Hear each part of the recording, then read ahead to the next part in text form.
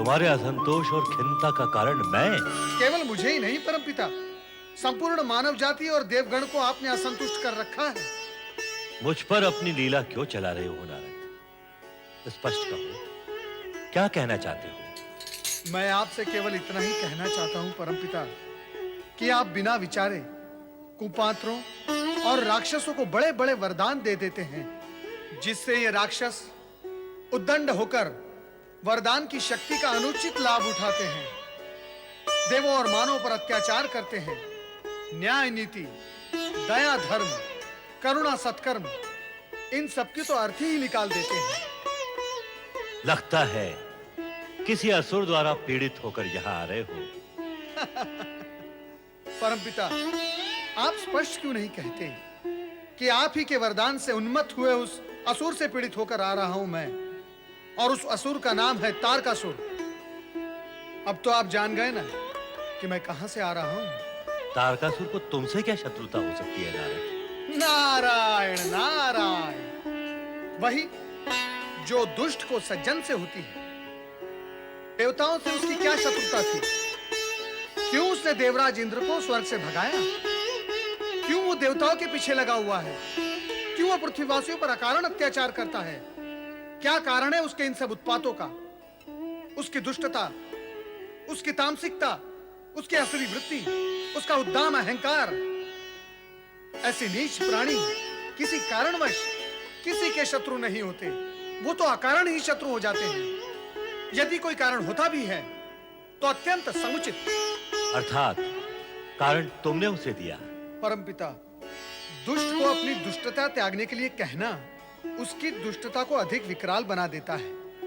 मैंने तो तारकासुर से केवल इतना ही कहा कि वो पृथ्वीवासियों पर अत्याचार न करे, अन्यथा इसके परिणाम अशुभ होंगे।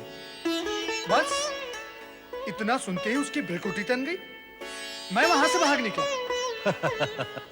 आप हंस रहे हैं परमपिता? हंस ले, किंतु इतना ध्यान रहे, यदि वो आज मुझ पर क्रोधित हो सकता है तो कल आप पर भी हो सकता है। नहीं नारद, ऐसा कभी नहीं होगा। तारकासुर की शत्रुता देवगणों से सत्ता और अधिकार को लेकर के। वो ब्रह्मा, विष्णु और महेश से कभी शत्रुता नहीं रखेगा। परमपिता, तो फिर पृथ्वीवासियों से उसकी क्या शत्रुता है?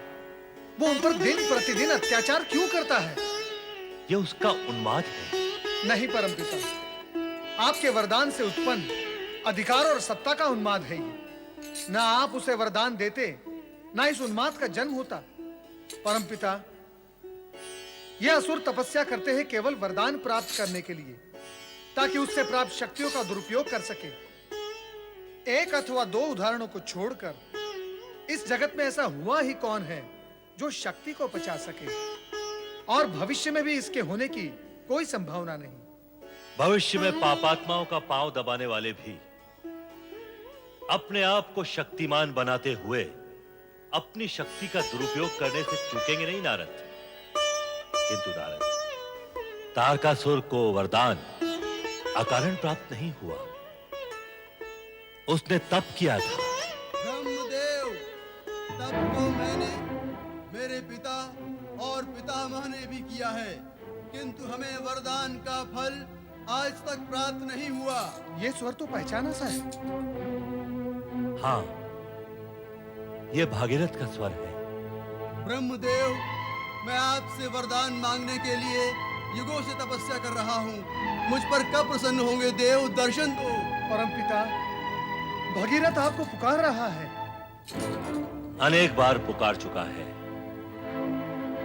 फिर भी आपने अभी तक उसकी पुकार का उत्तर नहीं दिया। असुरों की तपस्या एवं पुकार पर तो आप शीघ्र प्रसन्न हो जाते हैं, फिर भगीरथ जैसे तपस्वी को आप क्यों तड़पा रहे हैं? राजा भगीरथ के पूर्वजों ने भी तपस्या करते करते अपने प्राणों को त्याग दिया, किंतु उनकी तपस्या का भी आपने फल नहीं दिया। ये पक्षपात क्यों परमपिता? विधि के विधान में पक्षपात जैसा कुछ भी नहीं है नारद। प्रत्येक कार्य पाप और पुण्य के गणित पर आधारित होता है। तारकासुर के पूर्वजों का कर्म पृष्ठ अलिखित और पाप से शून्य था, जबकि भागीरथ के पूर्वजों का कर्म लेख पुण्य से शून्य और पाप से पूर्ण था। तुम स्वयं इस सत्य को अवश्य जानते होंगे और ये भी जानते होंगे कि प्रत्येक कार्य का अपना निश्चित दिवस होता है, समय होता है, और भागीरथ की कामना पूर्ति करने का समय भी आ गया। नारायण नारायण। हे सृजनहार, हे सृष्टि के रचनाकार ब्रह्मा जी, क्या मुझे भी अपने पूर्वजों की भांति तपस्या करते करते अपने प्राणों का बलिदान करना होगा? क्या मुझे आपकी कृपा और आशीर्वाद की प्राप्ति नहीं होगी? हे परमपिता, आज मैं आपके दर्शन करूंगा, अन्यथा अपने पूर्वज, पिता और पितामह की भांति आपका स्मरण करते करते इसी स्थान पर अपने प्राण त्याग दूंगा। दर्शन दो ब्रह्मदेव, दर्शन दो, दर्शन दो ब्रह्मदेव, दर्शन दो, दर्शन दो,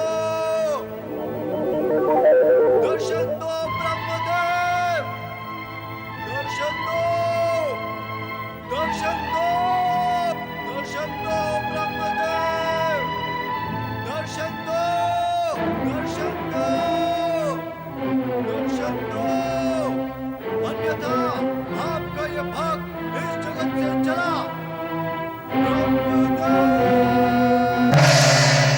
भगीरथ, अहो भाग्य, अहो भाग्य। भगीरथ, हम तुम्हारी तपस्या से प्रसन्न हुए। मांगो, वरदान मांगो। अहो भाग्य देव, अहो भाग्य। आपके दर्शन पाकर मेरे प्राणों में नवीन चेतना का संचार हुआ है प्रभु। आज विश्वास हुआ है कि मेरा जीवन सफल हो गया, सफल हो गया प्रभु, सफल हो गया। तुम्हारा तप सफल हुआ। किंतु ब्रह्मदेव, मेरे पितामह अंशुमन और मेरे पिता राजा दिलीप की तपस्या आपने सफल और सार्थक क्यों नहीं की प्रभु? उनका क्या दोष था, क्या अपराध था कि ना तो आपके दर्शन मिले और ना ही आपका वरदान प्राप्त हुआ प्रभु? उनकी तपस्या व्यर्थ क्यों गई प्रभु? ये तुम्हारा भ्रम है राजा भगीरथ। तपस्या कभी भी किसी की व्यर्थ नहीं जाती। ना तो अतीत में ऐसा हुआ है और ना भविष्य में कभी ऐसा होगा। तुम्हारे पिता और पितामह ने जो तपस्या की है वो व्यर्थ नहीं जाएगी। तो वो आपके दर्शन और आपके वरदान से वंचित क्यों रह गए भगवान? भगीरथ, यदि तीर्थ स्थल दूर हो और यात्रा लंबी हो तो उसे पूर्ण करने में समय लगता है। ठीक उसी भांति जैसे कि पाप की गठरी बड़ी और भारी हो तो उसे खोलने और बिखेरने में समय लगता है। मेरा अभिप्राय समझ रहे हो ना भगीरथ? नहीं ब्रह्मदेव, मैं कुछ समझा नहीं। प्रयत्न करो। ज्ञान और समझ से प्राणी सत्य के समीप पहुंचता है, और सत्य यह है कि पूर्वजों के सत्कर्मों का पुण्य और दुष्कर्मों का पाप उनकी संतान को प्राप्त होता है। तुम्हारे पिता और उनके पितामह के पूर्वजों ने जो दुष्कर्म किए उसका दुष्परिणाम तुम्हारे पिता और पितामह को भुगतना पड़ा और उनकी तपस्या सफल नहीं हुई। कारण कि उनकी तपस्या से प्राप्त पुण्य पूर्वजों के दुष्कर्मों का प्रभाव मिटाने में ही व्यय हो गया। किंतु भगीरथ, तुम्हारे पिता राजा दिलीप तथा पितामह राजा अंशुमान के पवित्र अंश का कुछ अंश तुम्हें प्राप्त हुआ है। इस हेतु उनकी तपस्या का सुफल अब तुम्हें प्राप्त होगा। ब्रह्मदेव, क्या ऐसा भी होता है? पूर्वज और पिता के पुण्य और पाप का फल संतान को प्राप्त होता है? ऐसा ही होता है भगीरथ। यह प्रकृति का अटूट नियम है। और तुम्हारे वंश में घटी घटनाएं इस अटूट नियम का प्रत्यक्ष प्रमाण है। जो व्यक्ति इस अटूट नियम से परिचित होता है वो कभी दुष्कर्म नहीं करता, कारण कि उसे ज्ञात होता है कि उसके दुष्कर्म उसके संतान के प्राणों पर भारी होंगे। किंतु जिन्हें इन नियमों का ज्ञान नहीं होता है वे दुष्कर्म करके अपनी संतान के भविष्य को स्वयं ही कष्टों के अंधकार में धकेल देते हैं। तुम्हारी ये तपस्या इस सत्य को जगत के सामने उदाहरण बनाकर रहेगी और तुम्हारी तपस्या का पुण्य युग युगों तक तुम्हारी संतान को प्राप्त होगा। तो ब्रह्मदेव, प्रकृति का यह अटूट नियम क्या युगों तक चलता रहता है? निश्चित रूप से चलता है भगीरथ, प्रलय तक तथा प्रलय के पश्चात, उसके पश्चात के प्रलय तक। किंतु भगीरथ, आने वाले कलयुग में प्राणी इस नियम पर विश्वास न करते हुए अपने कुकर्मों में लिप्त होकर अपनी संतान के भविष्य को कष्ट में डाल देंगे। संतान को जो असाध्य कष्ट होंगे वे उसका कारण ढूंढते रहेंगे, किंतु उसका निदान नहीं पा सकेंगे और इस परिणाम पर भी कभी नहीं पहुंच सकेंगे कि संतान को जो कष्ट मिले हैं उनका कारण उनके स्वयं के पाप कर्म हैं। जो प्राणी इस सत्य और नियम का ज्ञान और ध्यान रखते हुए सत्कर्म करेगा उसकी संतान भी सुख और समृद्धि से पूर्ण होगी। अब मुझे अपने पूर्वजों के उद्धार निमित्त क्या करना होगा भगवान? क्या करना होगा? गंगा के पृथ्वी पर अवतरित होने से तुम्हारे पूर्वजों का उद्धार अवश्य होगा, किंतु एक बाधा है। अब और कैसी बाधा शेष है परमपिता? अब तो बाधाओं की गति पर विराम लगाए भगवान। तुम्हारे कर्म के प्रतिफल अथवा मेरी ओर से कोई बाधा नहीं है। यह एक भिन्न प्रकार का गतिरोध है भगीरथ।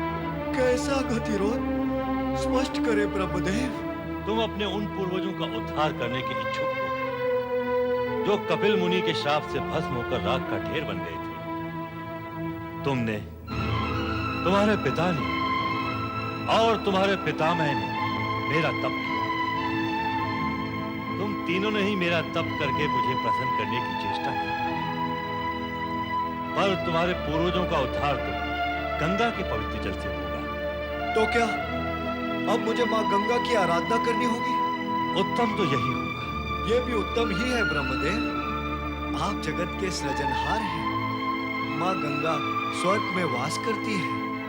सभी देव देवियां आपसे संबद्ध और आप ही में समाविष्ट हैं। आपके सम्मुख नथ, ये मस्तक माँ गंगा की आराधना में भी नथ ही है। स्वीकार करे भगवान, मैं तो कोई अंतर या भेद नहीं समझ रहा परमपिता। भेद न होते हुए भी इतना स्पष्ट समझ लो भगीरथ कि गंगा श्री हरि विष्णु के चरणों में वास करती है।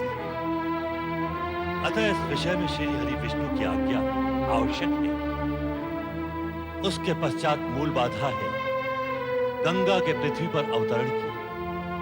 उसे इस पृथ्वी पर केवल भगवान शिव शंकर ही अपनी जटाओं में धारण कर सकते हैं। अतः तुम्हें सर्वप्रथम इस कार्य के लिए शिव शंकर को मनाना होगा। अवश्य मनाऊंगा ब्रह्मदेव।